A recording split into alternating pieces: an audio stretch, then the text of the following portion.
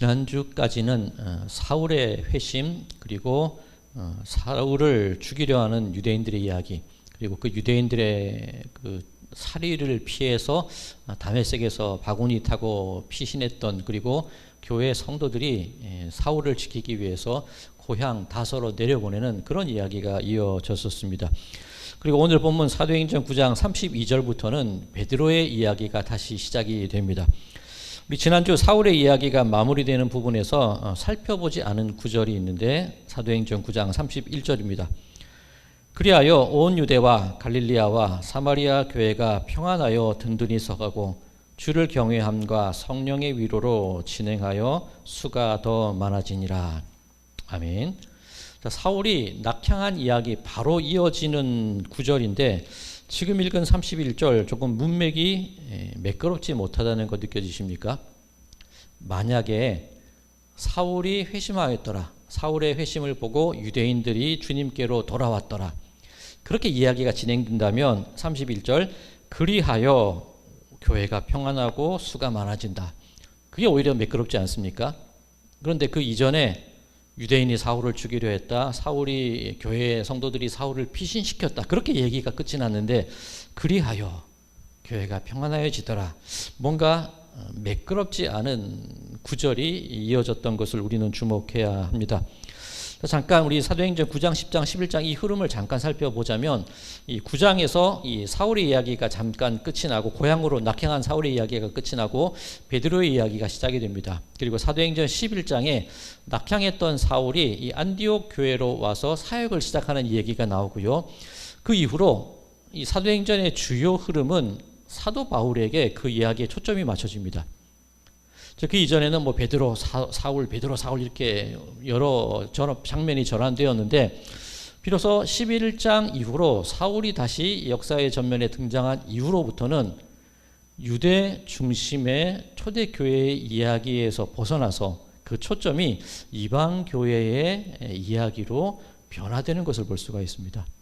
그러면 지금 베드로 이야기가 시작되는 이 부분이 어떻게 보면 초대교회의 체질이 바뀌는 부분이라고 할 수가 있습니다. 유대 중심의 교회에서 이방 중심, 아니 모든 세계 중심의 교회로 그 체질이 변화되는 분기점이 바로 이 베드로의 이야기가 속해 있는 이 부분이라는 것 우리는 주목할 필요가 있습니다.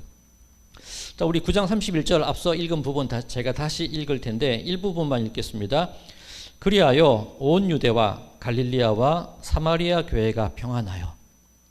뭐 단어 하나 빠지지 않았습니까? 예루살렘과 온 유대와 사마리아와 뭐가 빠졌죠? 땅끝까지가 빠져 있습니다. 이 31절에는 유대, 갈릴리, 사마리아 교회가 그렇죠? 유대 지역에 아직 사마리아가 포함되어 있긴 한데 유대 지역의 이야기로 그냥 끝이 나요.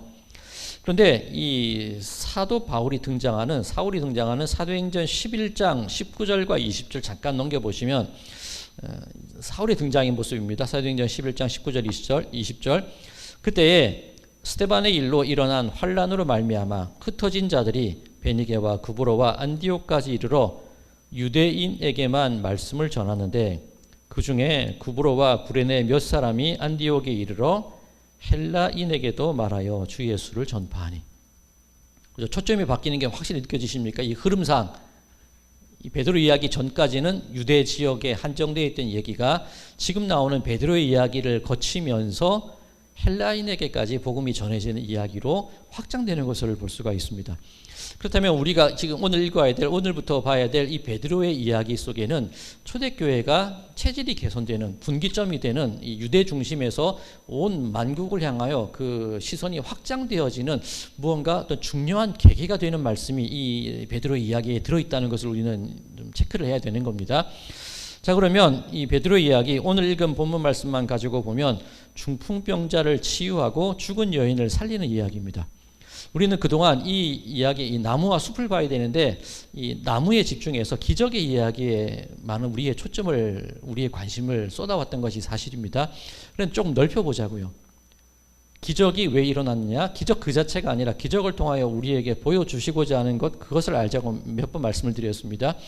그러면 이 나무와 함께 숲을 함께 봐야 되는데 오늘은 기적 그 자체가 아니라 초대교회의 체질 개선, 체질이 변화해지는 그 과정 속에서 이 기적 이야기 속에 우리는 어떤 교훈을 배워야 될까?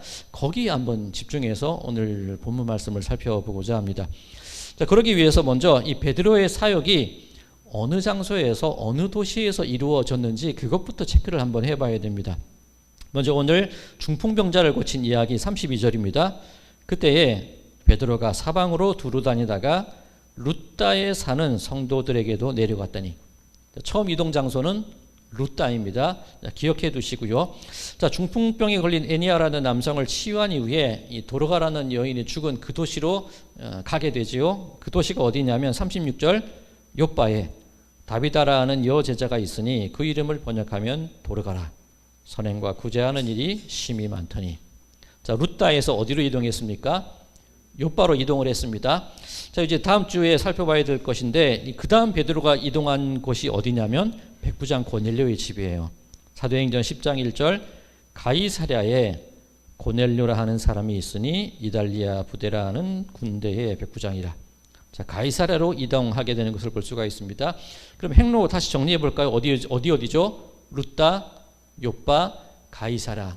자, 이 흐름을 기억해 두시고요. 자, 그런데 이 이야기, 이 흐름 어디서 보신 적 있지 않으십니까? 계속 어디서 보지 않은 이런 질문만 드리는데 이 흐름, 이 경로를 따라서 이미 복음을 전한 사람이 있었습니다. 자, 잠깐 다시 말씀을 드리면 이 예루살렘에 있었죠. 그리고 베드로가 이 루다라는 곳으로 가서 욥바, 그 다음에 가이사랴로 가는데 이 행로가 어디냐면 예루살렘을 떠나서 지중해 쪽으로 가는 거예요. 예루살렘을 떠나서 지중해로 가서 지중해 해안길을 따라서 점점 가이사랴로 올라가는 길입니다. 이 성도님들 보시 지도가 있다면 이 예전에 그 애굽에서 그 아수르나 이 바빌론으로 가는 그 주요 통로가 이 통로입니다. 그리고 이게 실크로드와 연결되는 통로거든요. 이 복음이 전해질 때에도 이집이 됐건 소아시아가 됐건 이 중국이 되었건 실크로드가 주요 이동 통로가 됩니다. 딱 그 길로 예루살렘에서 시작해서 딱 그 길로 지나가는 겁니다. 자, 이 길을 누가 먼저 갔었냐면 예루살렘 교회에 7 일꾼이 세워졌습니다. 그리고 이름이 알려진 2명, 스데반은 순교했고 1명 빌립이 있었죠. 예루살렘 박해로 인해서 빌립이 처음 찾아갔던 도시는 사마리아입니다. 그리고 그 다음에 광야로 성령의 이끌리심을 받아서 에디오피아 내시에게 세례를 주게 되죠.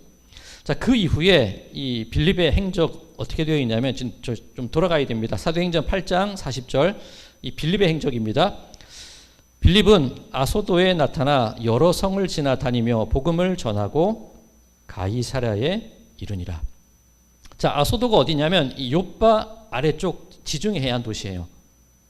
그러면 빌립이 이동한 게 어디냐면 예루살렘에 있다가 박해로 인해서 사마리아로 갔죠. 그리고 광야로 이끌림 받았다가 지중해 도시로 가서 가이사랴로 올라간 겁니다. 이 행로가 지금 베드로가 걸어가는 그 길과 정확하게 일치합니다. 그러면 하나님께서는 이미 예루살렘을 떠나서 그 지중해 행로를 통해서 세계를 향하여 뻗을 수 있는 그 복음 선교의 루트를 이미 개척해 놓으신 거예요. 하나님께서 빌립을 통해서. 그런데 안 가요. 이 사도들도 유대 히브리 기독교인들 중심으로 예루살렘을 안 떠나는 거예요. 그러니 그 행로를 따라서 베드로를 지금 똑같이 이동하게 만드시는 겁니다. 루다에서 욥바, 욥바에서 가이사랴. 그 빌립이 걸어갔던 그 길을 베드로에게 또다시 걸어가게 만드시는 것이 지금 하나님의 계획이신 겁니다. 자, 이 그림을 머리에 두시고 이제 오늘 중풍병자를 고치는 이야기로 들어가야 됩니다. 34절 베드로가 이르되 에니아야 예수 그리스도께서 너를 낫게 하시니 일어나 내 자리를 정돈하라 한데 곧 일어나니. 그냥 일어나라만 해도 되고 네 병이 나을 거야, 네 믿음이 너를 구원했다, 뭐 그렇게 예수님께서 말씀하신 그 얘기만 해도 되는데 특이한 표현이 들어있죠. 네 자리를 정돈하라. 이 기적 어디서 보신 적 있지 않습니까? 베데스다 연못가에서 38년 된 병자가 나를 누가 들어서 저 물에 더 넣어줄 사람이 없어서 내가 여기 머물러 있나이다 했을 때 예수님께서 하신 말씀이 이 말씀이에요. 네가 낫기를 원하느냐? 네 자리를 들고 일어나라. 그 베데스다가 자비의 셈인데 거짓 평화와 거짓 자비 아닙니까? 그 치열한 생존 경쟁 속에서 한 명만 들어가면 살아날 수 있는 곳이 그곳이에요. 예수님께서 네 자리를 정리하라, 들고 일어나라는 말씀은 네가 정말 낫기를 원하고 네 인생이 생명 가운데로 들어오기를 원한다면 그 거짓된 자비의 장소, 그 거짓된 은혜의 장소에서 나오라는 얘기입니다. 그 자리 정돈하고 그 자리를 벗어나야지 비로소 네 생명이, 네 구원이 시작될 거야. 그 말씀을 하신 건데 지금 베드로가 똑같은 얘기를 이 중풍병자에게 하고 있다는 것을 우리는 주목해야 됩니다. 자, 이 중풍병자, 이 몇 년간 중풍병을 앓았다고 되어 있습니까? 8년간 병을 앓았대요. 그러면 이 8년간 중풍병의 특징이 못 움직이는 거지 않습니까? 그대로 붙박이로 살아가는 거예요. 자, 이 8이라는 숫자가 어떤 숫자냐면 안식 후 첫날이 몇째 날이죠? 6일 만에 세상을 창조하시고 하나님께서 7일째에 안식하셨습니다. 그럼 안식 후 첫날은 8일이 되는 거고 예수님께서 부활하신 날이 언제죠? 안식 후 첫날이 되죠. 이 교회 전통 속에서 이 8이라는 숫자가 어떻게 보면 창조의, 새로운 창조의 시작, 새로운 날의 시작, 그런 의미로 많이 사용됩니다. 그래서 이 교회 건축을 보면 이 세례탕이라고 하는데 이 교회 안에 세례를 받을 수 있는 목욕탕 같은 것들이 만들어질 때 주로 팔각형으로 만들어져요. 제가 예전에 한번 그 자료를 가지고 한번 다른 교회에서 설교를 한 적이 있었는데 세례라는 것이 새롭게 거듭나게 태어나는 장소 아닙니까? 8이라는 숫자라는 거예요. 이 강화도에 강화 성당, 성공의 강화 성당이 있는데 그 성당에 딱 들어가 보면 제일 처음에 있는 게 세례대가 있습니다. 세례대 그 받침 돌이 이 강화도 화강암으로 되어 있는데 팔각형이에요. 이 8이라는 숫자가 그런 의미가 있는 겁니다. 그러면 지금 교회가 안식 후 첫날 새로운 창조, 새로운 날을 시작하여서 일어나서 이 가이사라를 통하여 세계로 뻗어 나가야 되는데 지금 교회의 모습은 중풍병 걸린 사람처럼 주저앉아 있는 겁니다. 그러니 하나님께서 베드로를 통하여 주시는 말씀이 뭐냐면 새로운 날, 새 창조, 저 세상을 향해 나아가는 교회는 중풍병자가 되어서는 안 된다는 거예요. 꼼짝하지도 못하고 그곳에 붙박혀서 8년이나 새로운 날이 되어야 되는 그날이나 되지만 여전히 그곳에 있는 그 자리를 정돈하고 일어나야지만 비로소 새로운 생명과 새로운 삶과 복음이 증거되는 삶이 시작될 수 있다는 메시지를 주고 계시다는 것 우리는 주목해야 됩니다. 정리하라는 거예요. 일어나라는 거예요. 자, 그 다음 이제 기적의 이야기로 넘어가야 되는데 도르가를 살리는 이야기로 넘어가야 됩니다. 자, 9장 36절 다시 읽겠습니다. 욥바에 다비다라 하는 여제자가 있으니 그 이름을 번역하면 도르가라. 선행과 구제하는 일이 심히 많더니. 이 욥바에 사는 이 도르가라는 여인, 다비다라는 여인이 이 과부들, 홀로 된 여인들을 위해서 옷을 지어주는 일을 했답니다. 속옷과 겉옷을 지어주는 일을 했다고 합니다. 자, 유대인들의 삶 속에서 겉옷은 그냥 옷이 아니지요. 외출복, 단순히 외출복의 의미가 아니라 기온차가 심한 그곳에서 이불로 사용을 하거나 나를 보호해주는 그 안전장치, 개인이 가질 수 있는 최소한의 안전장치가 겉옷이라는 거예요. 이 율법을 보면 이 겉옷을 저당 잡혀 돈을 빌리는 이야기가 나옵니다. 그럴 때 밤이 되어서 그 겉옷을 돌려주게 돼 있어요. 그만큼 겉옷이라는 것은 그 사람의 생명을 지키는 어떤 개인적인 마지막 그 안전망이거든요. 그러니까 이 여인이, 다비다라는 여인이 과부들에게 그 일을 해준 겁니다. 최소한의 생명을 살아갈 수 있는 가장 기본적인 그 조치를 해준 것이 이 다비다라는 여인이에요. 이 다비다 아람어이고 이 도르가는 헬라어인데 이 사슴이라는, 암사슴이라는 의미입니다. 이 원어 의미를 그대로 따지자면 가젤 아시나요? 그 톰슨 가젤이라 그러잖아요. 뭐 영양이라 그러기도 하고 그 예쁜 사슴같이 생긴 게 있습니다. 그 이름이 바로 이 다비다 도르가예요. 교회 전통 속에서 암사슴이라고 하면 사랑하는 여인을 부를 때 이 암사슴, 이 가젤, 이 다비다, 도르다 그런 이름을 불러 사용을 합니다. 이 아가서에도 나의 사랑하는 뭐 암사슴 같이 그런 표현들이 많이 나옵니다. 조금 좀 무리하게 해석을 하면 사랑하는 신부 교회라고도 해석할 수 있는데 여기까지는 그냥 제 개인적인 의견이니까 그냥 참고만 하시고 어쨌든 그런 아름다움을 가지고 있는 이 대상이 이 다비다, 도르가라는 여인이었다는 겁니다. 자, 그런데 이 여인이 행한 행동을 지금 읽은 36절에 보면 어떻게 표현하고 있냐면 도르가가 선행과 구제하는 일이 심히 많더니 그렇게 되어 있습니다. 이 심히 많더니 이 우리말 번역, 이 잘된 번역이라고 할 수 있는데 이 플레레스라는 헬라어 단어를 쓰는데 이 플레레스라는 단어를 우리말로 번역하기가 굉장히 까다로워요. 쉽지가 않은데 정말 잘 나름대로 잘 번역한 것 같습니다. 이 플레레스라는 단어가 이 심이 많다는 단어가 어디에 사용됐는지를 보면 그 뜻을 알기가 쉬운데 마가복음 4장 28절에 예수님께서 천국을 씨앗으로 비유하시는 부분이 있습니다. 마가복음 4장 28절 제가 읽겠습니다. 땅이 스스로 열매를 맺되 처음에는 싹이요 다음에는 이삭이요 그 다음에는 이삭의 충실한 곡식이라. 이 충실한 곡식이다 할 때 이 플레레스라는 단어가 사용이 됩니다. 충실하다, 이 곡식 이게 잠깐 기억해 두시고요. 또 어디에서 사용이 되냐면 요한복음의 1장에 은혜와 진리가 충만하더라. 이 충만하는 하는 단어가 플레레스예요. 자, 그러면 이 단어를 우리가 이해하기 위해서 아까 곡식 얘기를 말씀을 드렸는데 쌀 한 토를 심어서 모 한 포기가 났다고 가정을 하겠습니다. 그러면 이 모에서 쌀이 한 톨만 생기나요? 하나를 심으면 하나가 맺혀지는 게 아니라 성경의 표현에 의하면 30배, 60배, 100배가 열려요. 이 30배, 60배, 100배는 정확하게 이 배유, 수학적인 배유를 의미하는 것이 아니라 생명이 있다는 거예요.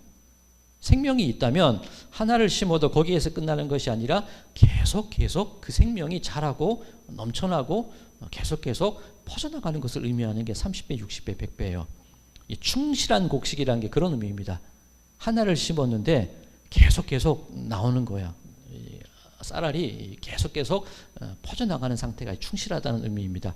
그리고 이 은혜와 진리가 충만하더라. 이 플레레스 다른 용법으로 이 성령이 충만하다 그런 의미로도 사용될 수 있는데 자, 이 예를 좀 이 불순한 예를 들어야 되는데 만약에 우리가 이 잔을 가지고 있을 때 누가 음료수를 막 따라 주신다고 하겠습니다. 그럼 누가 계속 따를 때 넘칠 것 같으면 어떻게 하세요? 하면서 이렇게 막 잔을 들지 않으십니까? 더 못 따르게 이상한 습관이 드는 것 같은데 그죠? 이 컵에 물이 담길 때 가득 찬 상태가 꽉 찼다 그렇게 표현하잖아요. 우리는 습관적으로 그것을 들어 올려서 물이 넘치지 못하게 만드는 겁니다. 근데 플레레스가 뭐냐면 물을 계속 붓는 거예요. 그럼 잔이 있는데 잔에 물이 꽉 찬 그 상태도 충만한 거 아닙니까? 그런데 이 플레레스의 원래의 의미는 뭐냐면 계속 붓는 거예요. 그러면 잔에서 계속 물이 넘치겠죠. 다윗의 표현대로라면 내 잔이 넘치나이다. 주께서 기름을 내 머리에 부으셨으니 내 잔이 넘치나이다. 시편 23편의 표현인데 머리에 기름을 부었는데 왜 내 잔이 넘칩니까? 상상을 해보시면 돼요. 하나님께서 은혜를 부어주실 때 이 얼굴을 타고 내려서 이 유대인들이 수염이 있지 않습니까? 수염을 흘러서 이 잔에까지 그 은혜가 풍성한 기름이 차고 넘치는 상태, 이게 플레레스라는 거예요. 그러면 지금 이 여인이 심히 이 선행과 구제가 심히 많았더라 그렇게 되어 있는데 그 단어입니다. 그냥 내가 할 수 있는 범위 그 한계 내에서 행한 것이 아니라 부어도 차고 넘치는 계속해서 거듭 넘쳐나는 그 은혜의 상태가 심히 많았더라 이것을 의미하는 거예요. 그럼 제가 좀 무리해서 아까 설명드리긴 했지만 교회의 모습이 그래야 된다는 거죠. 교회가 물론 구제와 선행이 교회의 존재 이유는 아닙니다. 구원인데 앞서 말씀드린 것처럼 과부들에게 옷은 그냥 옷이 아니라고 말씀을 드렸죠. 그 사람이 살아갈 수 있는 최소한의 보호할 수 있는 장치가 그 옷인데 그것을 부어도 모자라지 않게 넘치게 공급했다는 것은 교회를 통하여 이 세상 가운데 부어지는 생명이 그렇게 되어야 된다는 거예요. 나에게서 은혜가 넘쳐나서 나에게서 기쁨이 충만하여서 그것이 세상으로 흘러나갑니다. 그것이 흘러넘쳐서 다른 이들의 잔을 채우는데 그것으로 끝나는 것이 아니라 그들의 찬 또한 흘러차고 넘치는 것, 이게 교회의 모습이 되어야 된다는 거예요. 그런데 어떻습니까? 죽었죠. 유대에만 머물러 있으니 히브리인들에게만 복음이 전파되니 유대인들에게만 복음이 제한되어 있으니 교회가 죽어 있는 거예요. 그러니 그 교회를 살려내라는 겁니다. 자, 그러면 오늘 이 베드로의 이야기 속에서 초대교회의 체질이 변화되는 중요한 분기점이라고 말씀을 드렸는데, 그렇다면 교회의 체질은 어때야 된다는 겁니까? 여전히 주저앉아 있는 그 자리를 정돈하고 일어나라는 겁니다. 부어서 흘러 차고 넘쳐야 되는 그 은혜와 그 생명의 근원제가 되어야 되는데, 죽어 있다면 그 교회를 살려내야 된다는 겁니다. 이 이야기가 끝이 나고 이제 가이사랴 고넬료를 그 가정을 복음을 증거한 이후에 사도 바울이 비로소 등장을 하게 되죠. 그리고 헬라인에게까지 복음이 전해지는 그 과정이 쭉 성경의 흐름이라고 할 수가 있습니다. 자, 그렇다면 우리 앞서 사울의 이야기가 끝이 나는 부분, 문맥이 좀 이상하다고 말씀드렸던 부분이 있지 않습니까? 31절인데 지금 사도행전 9장 31절과 32절을 쭉 연결해서 제가 읽어드릴 텐데, 지금 제가 말씀드린 그 개념을 머리에 두고 이 말씀을 보셔야 됩니다. 자리를 정돈하고 일어서야 된다. 죽어있던 그 은혜에 차고 넘치는 잔을 다시금 되살려야 된다. 그 개념을 가지고 31절과 32절 이어서 한번 읽어보겠습니다. 그리하여 온 유대와 갈릴리와 사마리아 교회가 평안하여 든든히 서가고 주를 경외함과 성령의 위로로 진행하여 수가 더 많아지니라. 그때 베드로가 사방으로 두루 다니다가 룻다에 사는 성도들에게도 내려갔더니, 평안이라는 것이 무엇이냐면 아무 일 없고 위협이 없고 그냥 잘 머물러 있는 그게 평안이 아니라는 겁니다. 성경이 말하는 평안이라는 것은, 샬롬이라는 것은 하나님의 뜻이, 하나님이 원하시는 그 일하심이 우리를 통하여 이 세상 가운데 계속 흘러나가는 그 상태가 평안이라는 거예요. 잘 먹고 잘 살고 안전히 거하는 게 아니라 하나님의 뜻이 세상 가운데를 흘러넘치는 그 상태를 평안이라고 설명하고 있다는 겁니다. 그럼 우리는 이 말씀을 어떻게 이해할 수 있냐면, 유대인들의 박해, 유대인들의 협박이 있을지라도 여전히 내가 주저앉아서 중풍병자처럼 머물러 있고 싶은 마음이 있을지라도 그 자리에서 털고 일어나서 퍼져나가고 넘쳐나고 부어도 모자르지 않는 그 평안을 세상 가운데, 하나님의 일하심을 세상 가운데 계속 흘려보내는 그것이 교회가 평안해지는 것이고, 그것이 교회의 수가 더 많아지는 것이라는 것, 그걸 지금 설명하고 싶은 거예요. 그 얘기를 이 베드로의 이야기를 통하여서 초대교회의 체질이 전환되는 모습을 지금 우리들에게 보여주고 있다는 것, 우리는 이것에 주목해야 한다는 겁니다. 사랑하는 성도 여러분들, 우리 자리를 정리하고 털어 일어나야 되지 않겠습니까? 여전히 묶여있던 내 습관이라든가 내 고집이라든가 관습이 될 수도 있고, 그곳에서 털고 일어나서 제 8일을 향하여서, 새로운 창조를 향하여서 나아가는 것, 나에게서 멈추어 있는 그 은혜의 물줄기를, 그 기름 줄기를 다시금 되살려서 계속 세상 가운데 은혜를 퍼뜨리고 전하며 하나님의 일하심을 세상 가운데 증거하며 나가는 그런 삶이 우리들의 모습이 되어야 할 줄로 믿습니다. 오늘 설교의 제목, 당신의 잔은 넘치고 있습니까?